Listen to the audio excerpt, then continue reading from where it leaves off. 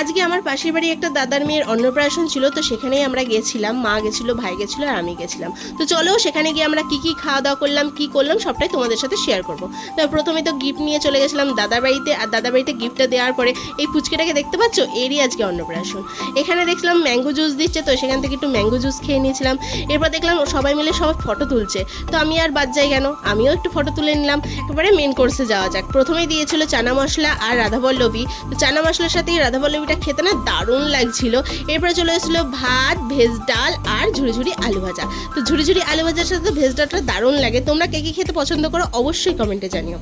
এরপরে চলে এসেছিলো স্যালাড আর পোলাওয়ের সাথে দিয়েছিল মাটন, কিন্তু আমি তো মাটন খাই না, তাই জন্য নিয়ে নিয়েছিলাম মাছ। তো মাছটা দেখো মা বেছে দিচ্ছে, যেহেতু আমি কাটা বাছতে পারি না তাই জন্য।